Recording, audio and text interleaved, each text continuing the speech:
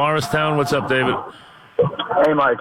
You're obviously very against the Giants getting rid of Gilbride when Tom Coughlin was still there. Do you think any of that lack of continuity that year organizationally carried over to what's going on right now? No, I don't think one has anything to do with the other. I really don't. I don't. I think it's, every year is different. Every team changes dramatically. Your football teams change in terms of personnel very radically year to year. So it's always a different team. I mean, the Giants went and brought in a lot of new players. You're going to always turn your roster over. So what happened with Coughlin was they really couldn't fix parts of the defense at that time. And then they went out and spent a lot of money on defense. And for last year, the defense got fixed. They didn't fix the offensive line, but they fixed the defense. This year, the defense has fallen apart. He's obviously got issues, both with the defensive coordinator because he's telling them to simplify the game plan, and you got issues a lot with the deep backs because both guys that have gotten suspended have been deep backs. So you have that situation there. So they're giving up big plays. They don't have everybody healthy. They're missing linebackers. They're missing Olivier Vernon. They have not been healthy up there. Snacks hasn't had nearly the year he had last year. Last year, he had two guys play at an all-world level. Neither one is playing that well this year. So things have dropped off in almost every possible way, as far as that goes. So there's a lot there that's going on. This is about whether or not a still untested coach, he's only in his second year, can get the thing turned back around and get it back on the tracks, or is it going to crash? Is it going to crash and he's not going to survive? That's what he's fighting right now. He's fighting that in every possible way, whether it's internally, externally, media, front office, every way. He's fighting that right now. And the only way it gets turned around in anybody's mind is if they start winning games. And he picked yesterday, 2 days ago, to say, I think the team can go on a run. Well, he said that because he thinks he can win this game this week. So if he says that and then the team gets one under his belt, he thinks, hey, maybe I can energize something here. He's got nothing to lose. If he doesn't get it energized and they don't win any more games, he's not going to be here. Sonny in Malvern. What's up, Sonny? Hey, Mike, I got a Sam Darnold question related to the Giants. But first, I agree with you. I expect the Giants to win this week. But, Mike, if they don't, and I would think this would be the most embarrassing loss since I can remember, and I know it would be unconventional and highly unlikely, but I want to pass Mara to fire McAdoo. I don't agree. And bring up Spags. I don't agree with that. And Spags' defense has been awful. You got the defensive backs are the ones that are accused of quitting. Why would you elevate the defensive coordinator under that scenario? Because what has he done to earn that? Well, what has he done to earn that, though? His defense is playing terribly. Well, you don't reward somebody when their team is playing. When their part of the team's playing hideously, you don't reward them. As far as Sam Darnold, you've heard rumors, that he may stay and also that he may not want to play for certain teams. With the Giants being at the top of the draft, Mike, do you think things change? I can't answer that. That's Sam Darnold. Sam Darnold's got years left in college. I can't answer what teams he would or wouldn't play for. That I can't answer. It's impossible for me to answer that. So, I mean, and no one can answer it. So you just be speculating. You're going to say yes because it's the Giants. That's the reason you're going to say yes. Because you got one of the storied franchises. It's New York City, and you got one of the most storied franchises in the sport. You figure that's a good opportunity versus going to the Cleveland Browns. That's how it looks. Doesn't mean he thinks that way. So I can't answer that for him. Steve in Floral Park. What's up, Steve? Yeah, Mike, first, for many years listened to you. Thanks. What's up? Sad to see you go, but I want to talk about the 800-pound in the room. It's Veterans Day weekend coming up. Yeah. And you don't hear anything about it, but I'm telling you, there's going to be demonstrations all over the country. Wait. What kind of demonstrations? Against the players for all the demonstrations terrible all over way they're treating the all over the American country flag. Oh yeah, well I'm a veteran here in Florham Park. Where are they going to be? Give me an idea. I didn't know there were any plans. Florham Park, Madison. Yeah. So what are you guys going to do? Well, we've got. I'm just asking. I'm asking a question. What are you guys going to do? We got nothing really. We got hundreds of people coming down, quiet, peaceful demonstrations. Just stand there and show that there's a lot of people that are upset with the NFL and the disrespect of the flag and us veterans. Yeah, but how are you going to? How are you going to? But how are you going to show that though? Just show up. We've got Oh, okay. Well, listen, emergency vehicle, off-duty police. But wouldn't you always have a parade anyway, though, or have a get-together? Oh no, we have our regular ceremony in town. Right. But this is not a parade. But why would this be different, though? How would we know it was different? Well, it's the quality of the people that are going. It's the working men. The people that make America great. Yeah, but I don't understand how it would be any different than any other Veterans Day parade, is my point. You would get together for the parade anyway. What I'm saying is, how does anybody see that it is a shot at the NFL? How would we notice, is my point. You didn't do a good job of explaining that. And if that's true, I'm not disputing it. What I'm saying is, I was asking for information. I didn't get what the plan was. If there is such a plan, I didn't get what it was. I mean, I'm sure there's going to be parades, Veterans Day parades. I think there are always Veterans Day parades, are they not? I thought they were. So, I mean, in certain towns and different things and memorials and stuff, which everyone expects there to be, and they should be. But I didn't know how that was going to attack the NFL specifically. I don't know if somebody had something planned on Sunday or, on Saturday, who's going to, that if you do it and the media doesn't know about it, then no one's going to know it's there. That's my point. So I haven't heard anything about that. Chris in Brooklyn, what's up, Chris? Hi, Mike. What's up? It's an extremely pleasure to talk to you before you go. Thank you. What's happening? And I just want to touch on two things, Richard. I've been listening to you since 1987. Anyway, okay, Mike, don't you think the locker room dissension in the Giants has begun with Odell Beckham, and it continues because right now he's doing commercials after commercials. He hasn't won anything. That's the same way RG3 started. That's the same in Washington. And I wish they would trade Odell Beckham. Okay, listen, your first point, Chris, I think is one that's been brought up a lot. A lot of people have that feeling in that part of the issue with the Giants right now, and this has been brought forth by certain media members, guys who cover the team. I don't know. I'm not there every day, so I can't answer that day to day. What has been brought up is the idea that some players feel it's a double standard, that they were punished and Beckham hasn't been punished. So maybe some of that is true. Maybe it's not. I can't answer to that, but I have seen people who are around the team every day bring forth that possibility, or some of them think it's true. Now, maybe they've heard that from a player. The players who spoke out to the young lady did not bring up that part, but they did say he's lost the team and that he's gotten tough all of a sudden. And I maybe that was supposed to be the connotation, maybe, but it wasn't specific to Beckham. Bill in Weehawken, what's up, Bill? Hey, Mike, what's going on? What's happening? Not much. Two quick things. You opened the show. I heard you mention you didn't think the Jets deserve to be favored. No, they don't. They don't. That's fair, but I would say without Mike Evans, who's suspended also, I'd be surprised if they don't win. They're getting their run game going.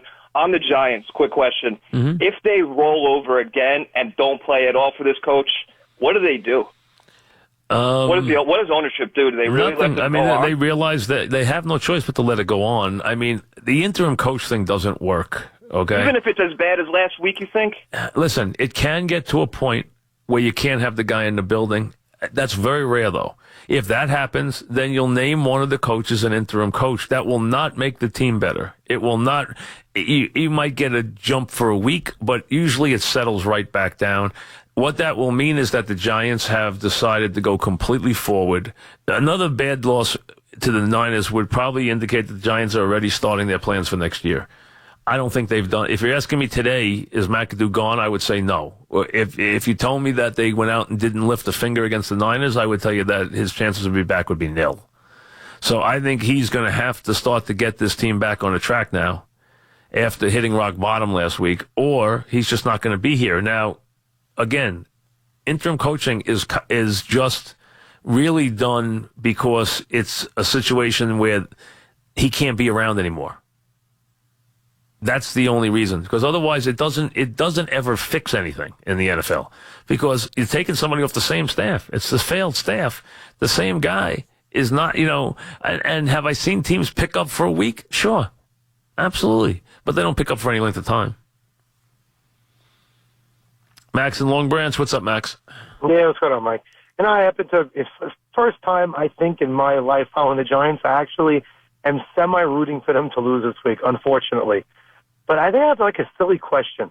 Is it just luck or coincidence that it is defensive backs that are both suspended and having issues, or do they travel together? And like it starts in like little pockets, and the defensive backs have a little thing that there's an issue. Or is it just lucky? It could have been two separate people altogether. Might be a silly question. I'm just asking. It's not a silly question. It's not a silly question. And they do, for the most part, a lot of times hang out together. Wasn't it all the wide receivers that went down together to Florida? Right, I guess. So I mean, yes, that is true because they spend a lot of time together and they're broken off into groups together and they're coached together. So no, it's not a silly question. And yes, there is something to that because they do wind up together a lot. That is part of it. Guys of the like position do wind up together a lot. That's part of football.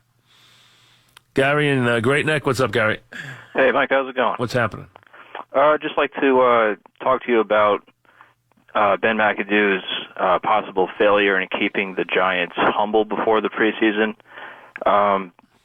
In all of your experiences in talking with coaches, do they have certain methods that they employ to keep their team motivated going into a season when the fans and media are, projecting them to be a good playoff team? Absolutely. It's something you have to do every day. It's something coaches do after good wins.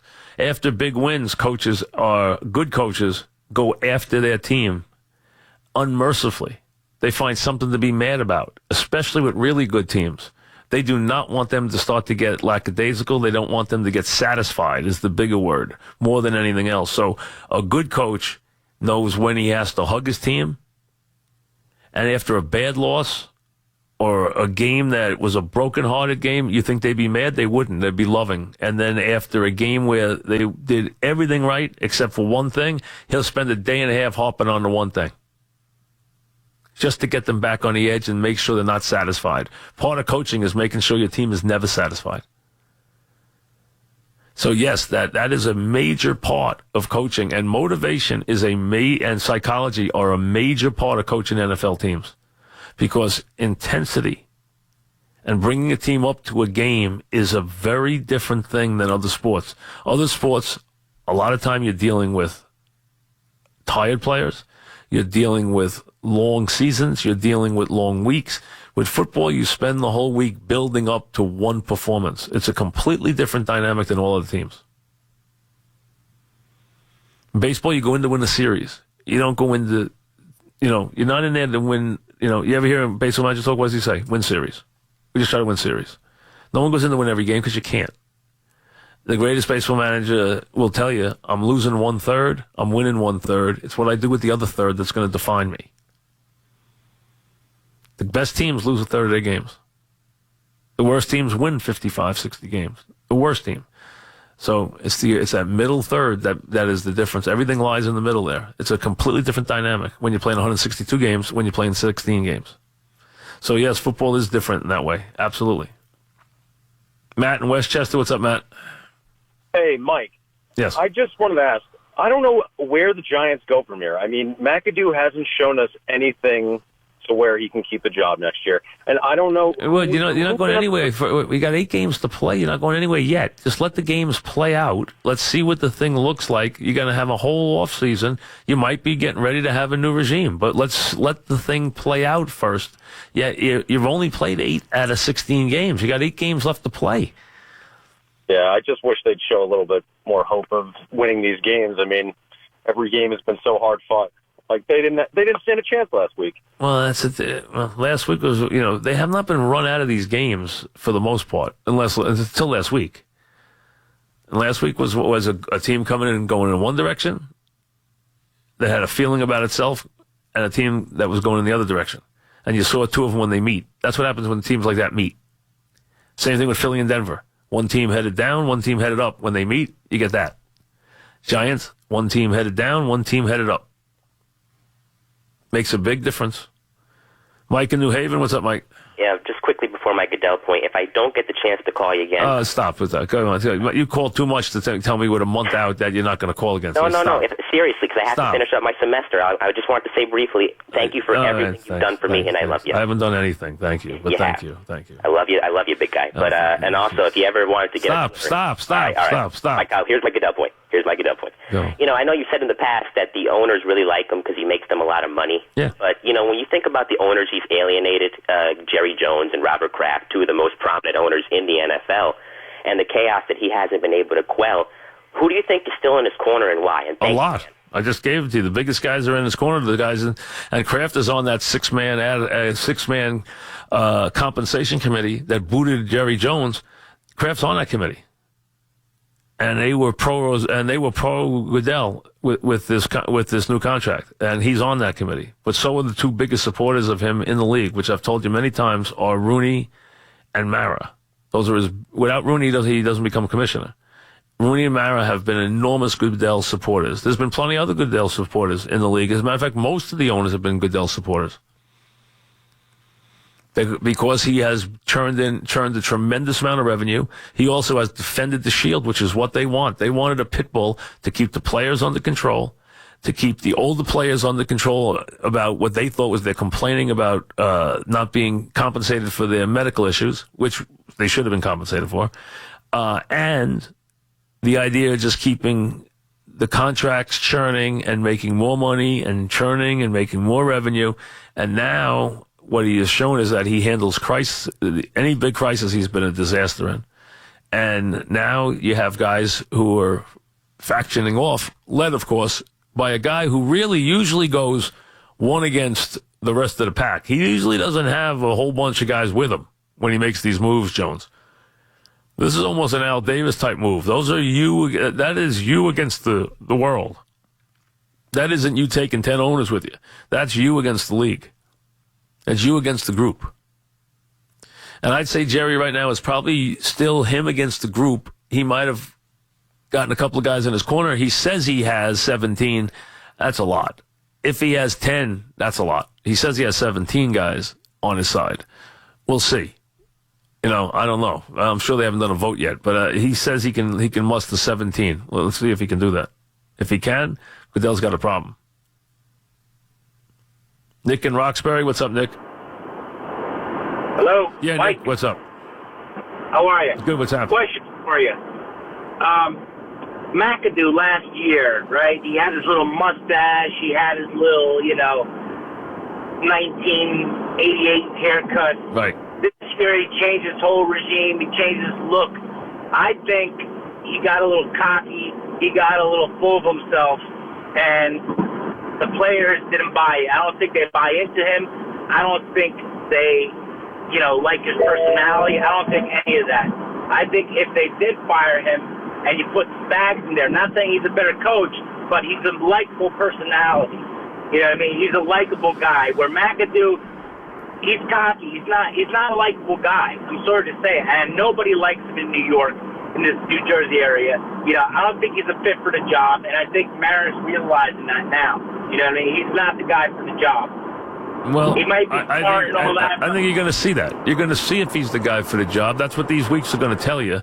As far as his personality, when he wins, you don't care what his personality is. You think Bill Belichick's got a good personality? I mean, not exactly a ray of sunshine, but he wins. If you win, then no one's going to care what your personality is. Winning is what it's about. And no one cares if your team loves you as long as they respect you. The question is, do they respect them? We don't know that yet. That'll be shown in the weeks to come. So likability is not the answer here. The answer here is productivity and leadership. That these players will follow you and that they will play hard for you.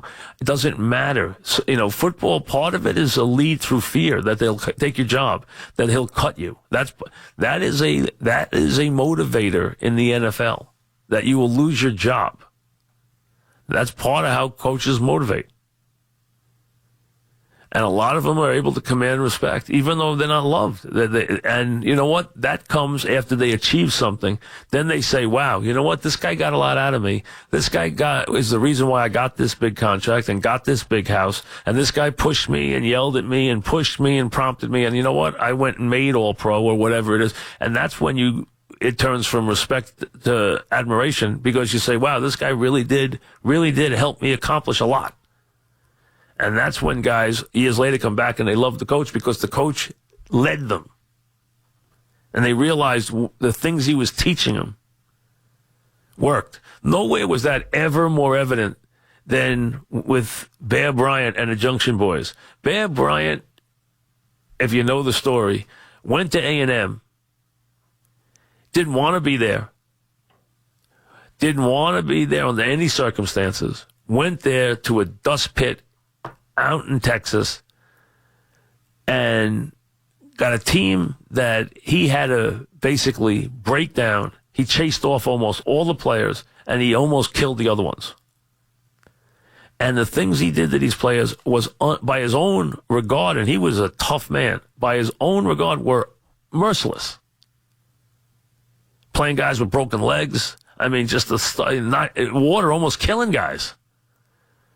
He said stuff that he couldn't even think of years later that he had done to these guys. And these guys worshipped him when they got older because they learned life lessons from him that they thought that they wound up using for the rest of their life. And he got buried with a Junction Boy ring on. This is a man who won 6 national championships, had unbelievable story teams at Alabama, had great success years later, and the ring he got buried in is the Junction Boy ring that they gave him. And those players loved him their whole life. Every year he had a special thing for them. Every year they came back. And if you ever read the story, and it's a great book, if you read the story or watch there's a movie, you can watch the movie, you'll see how crazy he was on these players. And he was, because he didn't want to be there. He was mad at the world.